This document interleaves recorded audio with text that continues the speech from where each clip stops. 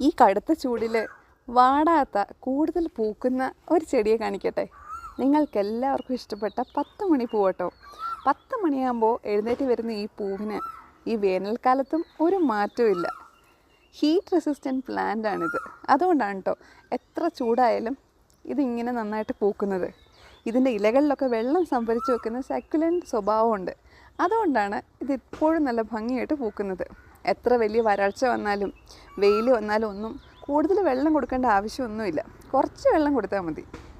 അതുപോലെ കൂടുതൽ സൂര്യപ്രകാശം കിട്ടുമ്പോഴാണ് ഇതിൻ്റെ പൂക്കൾക്ക് തിളക്കം കൊടുക്കുന്നത്. നിങ്ങൾക്കറിയാമായിരുന്നോ? ചൂട് കൂടുമ്പോൾ മറ്റു ചെടിയൊക്കെ വാടും. പക്ഷേ 10 മണിപ്പൂ എപ്പോഴും നല്ല സജീവമായിട്ട് പൂക്കും വെയിൽ കൂടുന്ന സമയത്ത്.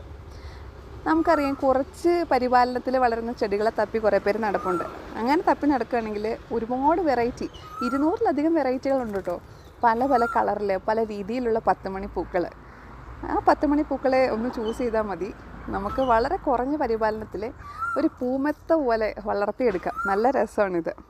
ഈ ചെടിക്ക് മറ്റൊരു പ്രത്യേകതയാണ്, ഒന്ന് നട്ട് കഴിഞ്ഞാൽ ഇതിൻ്റെ തന്നെ വിത്ത് വീണ് വീണ്ടും വീണ്ടും അത് കിളുക്കും. പിന്നെ പൂക്കൾ പോയാലും വീണ്ടും വീണ്ടും പുതിയ പുതിയ പൂക്കൾ വന്നുകൊണ്ടേയിരിക്കും.